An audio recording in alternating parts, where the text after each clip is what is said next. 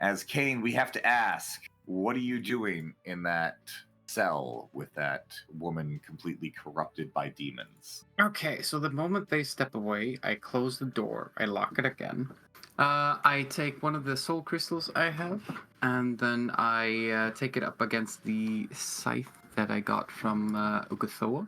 And then I will charge a message spell directly to Ugathoa through the scythe, and I am going to say I demand an audience quite urgently, dear God of Death. A dark plume of smoke begins to exit out of this cracking soul crystal. Go ahead and give me a fort save as you do this, as you feel your arm beginning to almost feel like it's tearing itself apart as you're going through this.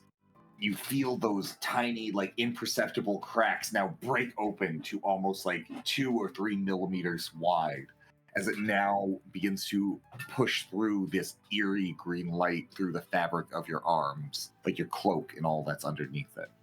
As you activate the spell, this pluming black smoke around you fills the cell. The subtle breathing of the woman in front of you being the only sound you hear, and her aches of pain being the only thing that break the eerie silence. You feel her presence, but you don't feel her answer you quite yet. Apologies, Lady Death, for this abrupt intrusion of your peace, but I was just wondering if you could enlighten me on the different hands that are intruding on this dear individual's soul, and also which deity she is mostly bound to.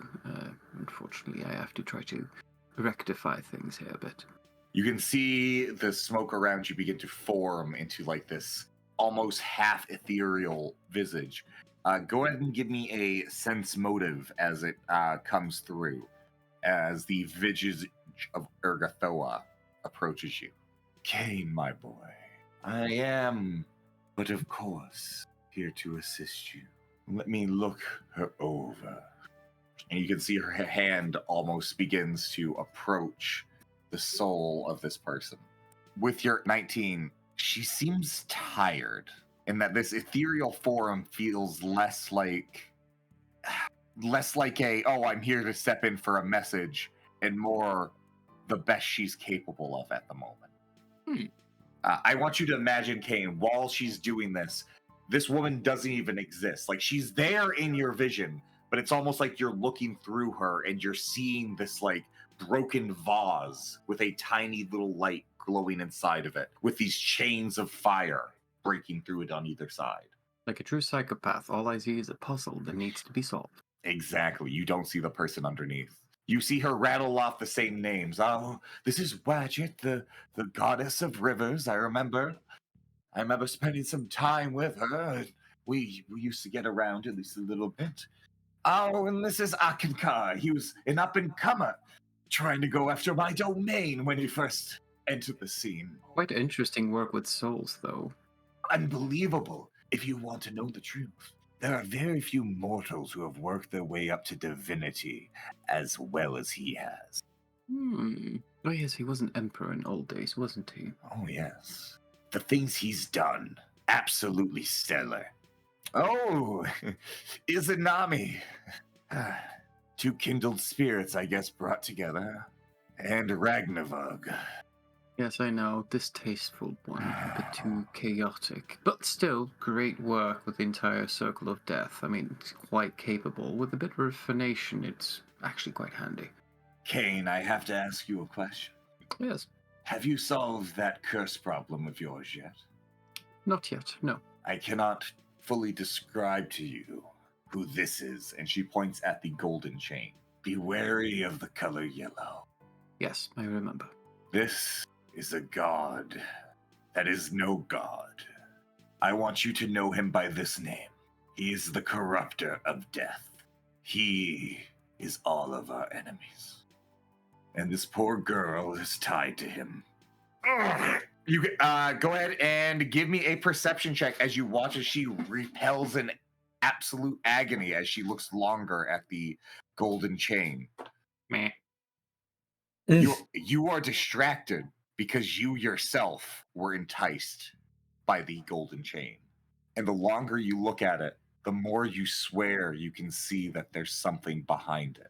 Some sort of unseen purple blackness of a chain that you just can't get your mind to focus on. But it's there. You don't see it. You don't feel it. You don't understand how you know, but you know. I just try to snap out of it for a moment. Her patron, the original one, would be Izanami, correct? Yes, it looks like she was a priestess of hers. One of the last. Brilliant. I'm going to do some soul manipulation and experiments, and hopefully I will not kill this cleric. But, if must be, then you have another one. Would you mind observing and perhaps helping? I'm asking a lot, and you don't need to, but I will still attempt to do some different things. Hang with this very unique specimen. It would be my pleasure to assist. I will focus mainly on protecting us, because it seems like this curse that she's fallen into is very easy to get attached to. As I know, one of my party members keeps getting involved in curses for some reason. Yeah, I've been watching. It's fucking ridiculous. Right. It's hilarious. I had to get an entire suitcase for anti-fucking curses just because of him. Alright, so I am going to take out a couple of soul crystals, and I'm going to try to siphon soul energy from the chains of the different gods into the different soul gems that I have, so maybe divert them, kind of like, here, take this candy instead. And also, I'm going to cast Animate Dead with a soul gem, connecting it to the chain of Izanami, the lost goddess of the martyrs, so that she can kind of be connected to this thingy. So I'm going to use a shit ton of soul stones, and I'm just going to try to bind this body to the Izanami and keep the soul in there. And the other chain is going to be hooked up to a soul crystal.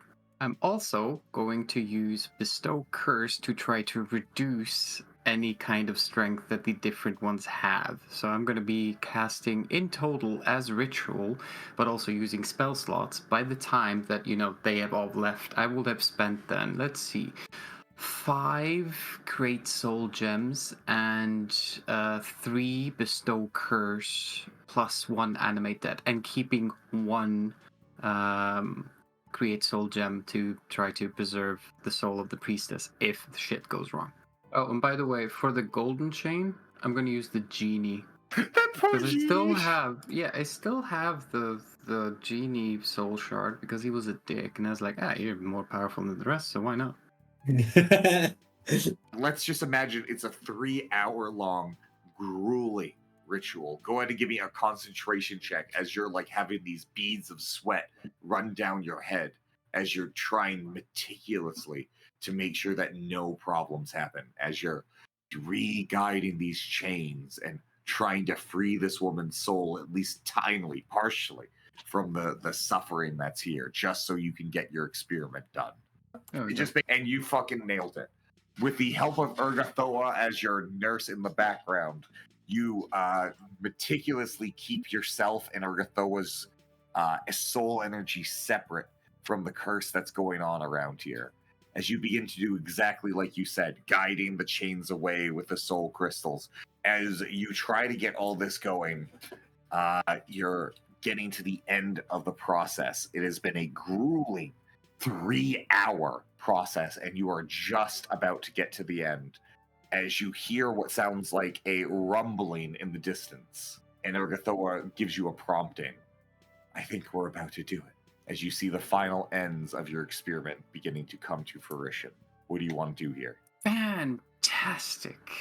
So Kane's dripping with sweat, eyes glowing so strongly with the orange-yellow light that you can't see his pupils and you can't see the white. It's just pure fucking energy.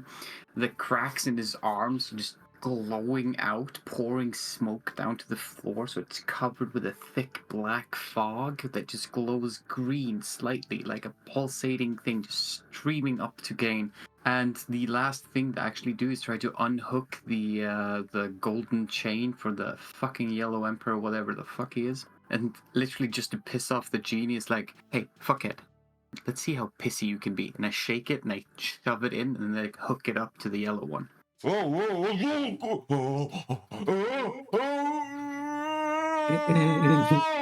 It is genuinely a little bit concerning, even for you, those sounds coming out of this genie the entire time he's hooked into it, as it feels not so much like even torture as something deeper and more painful than that. As I'm doing this ritual, I'm also just mentally sending impulses and thoughts to Abercrombie, and he's just in the back writing down everything feverishly, like a tiny writing goblin.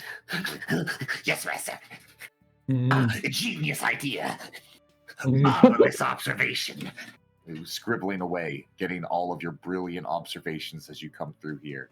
So, you get to the end point. You see this in front of you, and you're about to connect the two chains. This is like the moment where you're about to cut the wires on the bomb. Now, normally this type of thing would be a sleight of hand check, but that doesn't make sense with what we're doing here. So I would think a spellcraft check, because this is you performing the ritual. You are now trying to create that connection. Here we go. It's not the best. With a 27, you watch as both you and Urgathora's hands guide her chain to the Izanamis. Wait, question. Yep. Is the woman in front, she's technically a helpless or unaware creature, correct? Yep, exactly. Cool. I'm just going to activate the Urgathoa Scythe just to make it a bit easier.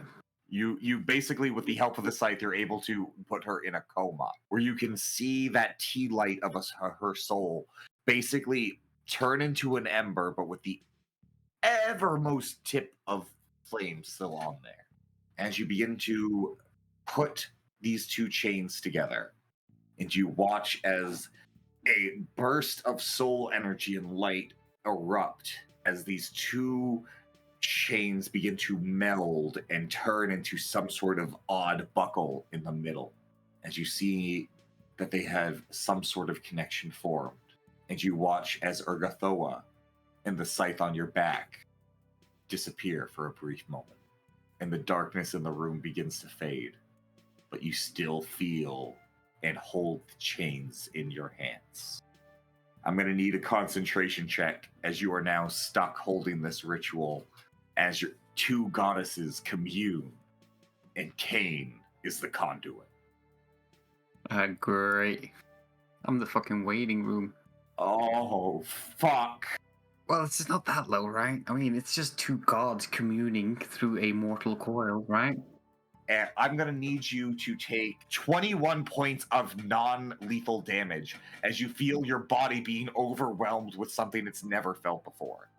You're fine. Fine.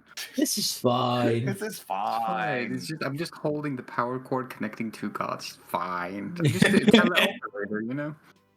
You're basically just the internet provider at this point. Now, I'm going to ask one other thing from you. Hmm? A will save to resist trying to listen to what is overheard when that burst goes through. Because when you fail to concentrate, the thing that overwhelmed you was two gods talking to each other unabashed. I love this so much. This is one you want to fail. As you begin to hear the whispers in your head, you can hear it. You hear these two gods talking back and forth, one trying to tempt the other. Yes, take it. Your dwindling strength will need it.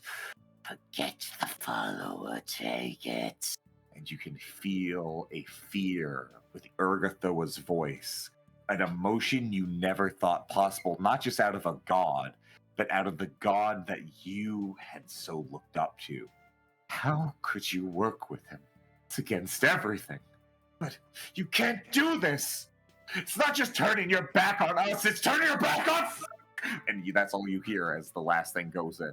I'm going to need one last concentration check as the final bits of the communion go in. It's fine. I can just be the toaster again. As you feel that surge of energy, but this time, ooh, no, you keep it in that chain. You are fantastically great at keeping it all together with only little licks of charges coming through. You're a great Yeah. conduit, man. Yeah, I'm keeping it together. You're only going to take 5 points of non-lethal damage from these overwhelming bits of divine energy, as all you can really get is a little whisper of one name again. And I feel like at some point I've said this to you, but it's going to be another problem because you hear the name Xanderos. Yeah, fuck again. And when you hear Xanderos, that is you feel that Father Willow inside of you fucking destroy that memory. I'm going to need a will save to try and hold on to it, and you take 24 points of non-lethal damage. You get to remember it this time. 24 points of damage? Boom, boom. As Kane is getting to the end of his ropes, he's getting bloodied, beaten. He can feel this god conversation ripping himself apart as he gets to the end. This is one of the rare occasions where we're having a tank of a fucking wizard is good. Kane, you can feel Urgathoa's chain unlatch from the other, and a Scythe 3 adds its weight back onto your back, which now feels heavier than it's ever been before. Go ahead and give me a sense motive check. Just as one last final thing, you feel that weight enter your back. You feel your body absolutely like crushed under the weight of all that you've dealt with. Right now, it's not really sense motive. Right now, it's just plumes of smoke coming out of my mouth and ears and like...